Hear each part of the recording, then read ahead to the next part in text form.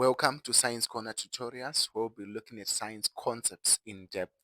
Get ready, let's get started. Welcome to our equations series. So this is our first video that we are going to be looking at solving equations. So the first part that we are going to look at is the solutions to simultaneous equations. As you can see here, the simultaneous equations. Now, simultaneous equations can be solved we can solve them either by substitution or we can solve them by method of elimination. So in this video, we are going to be looking at solving simultaneous equations by method of substitution. So when solving simultaneous equations using the method of substitution, one thing that we have to pay particular attention to is for us to understand how the method of substitution works. So basically, by method of substitution, it means that one of the constants is going to be made subject of the formula, and you're going to substitute that into the next part of the equation, then we solve. So let's dive deep into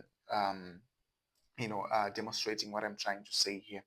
So for example, you've got a question here that's saying solve the simultaneous equation 2x, right, plus y is equal to 7, then 3x minus y is equal to 8.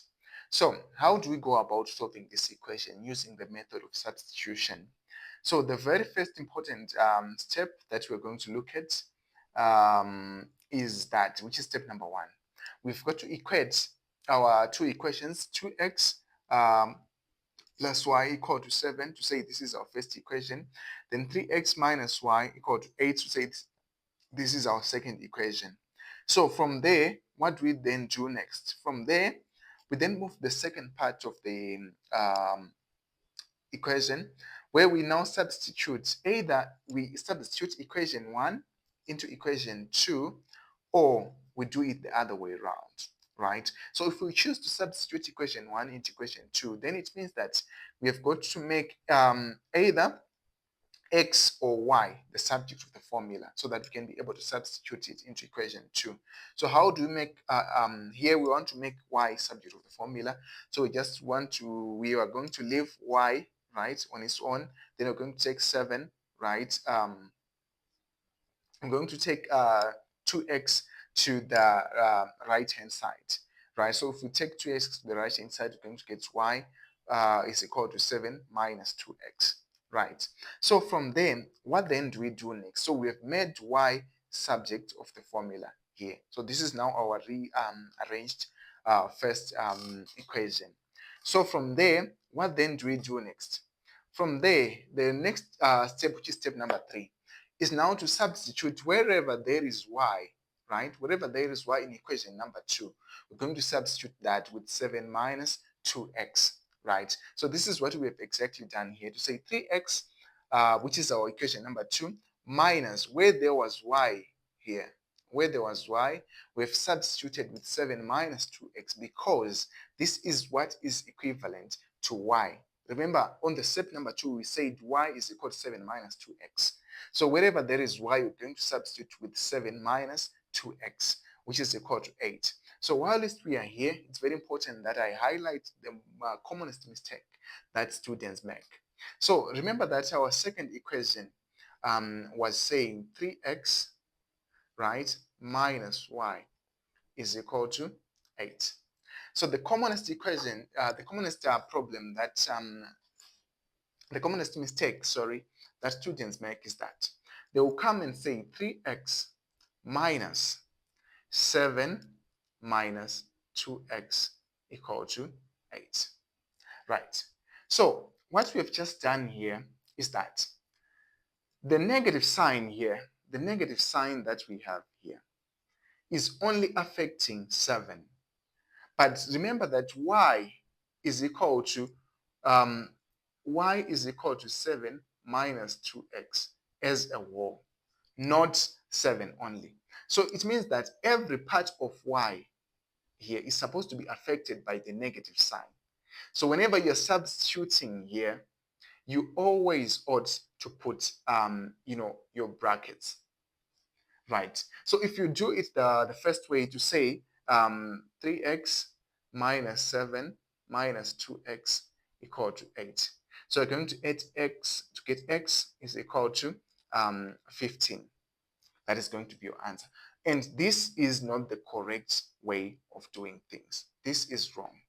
Rather, what you're supposed to do is that you're supposed to show us that 3, right, x minus, then your y is 7 minus 2x as a whole. This is what is equal to 8. So it means that you're going to get 3x minus 7. The negative sign is affecting 7. Then the negative sign is also affecting negative 2x. So negative multiplied by negative, you're going to get positive 2x equal to 8. So this is what exactly we have done right here. So I want you guys to pay particular attention whenever solving equations, to make sure that you don't make this mistake, because everything else that you're going to work out is going to be wrong. So this is the right way of doing things, right? You're going to get 5x is equal to 15. Then you divide both sides by 5. Then x equal to 3. But remember that this is the first part of the equation. So the second part is now to find y, because we are supposed to find both x and y. So to find y, we've got to recall that we have said y is equal to 7 minus 2x, right? So y equal to 7 minus whatever there is x here. You're now supposed to substitute with 3, because remember we found x already on step number 3. So y is equal to 7 minus 2. Wherever there is x here, you're supposed to substitute with 3. So y equal to 7 minus 6 and y equal to 1. Therefore, your two answers are x equal to 3 and y equal to 1. So remember that I always say I want you guys to make sure that you are going to prove, right, on your rough paper that did I get this right or I messed up. So when now proving on your rough paper, right, or on your side paper, what you're going to do here, we want to see whether it's true that x equal to 3 and y equal to 1 for our given simultaneous equation. So remember, it was saying 2x plus y equal to 7. This was our first equation. Then 3x minus y equal to 8. This is our second equation. So for us to prove, always know that the left-hand side must be equal to the right-hand side. So we want to see if we substitute x equal to 3 that we got and y equal to 1, are we going to get these two numbers? So you choose either of the two, the one that you want to work with. So if you are going to choose the first one, for example, so you're going to say 2, wherever there is x, you're going to put 3, plus wherever there is y, you're going to put 1. And here you're going to get 6, right, plus 1, and this is going to give you 7.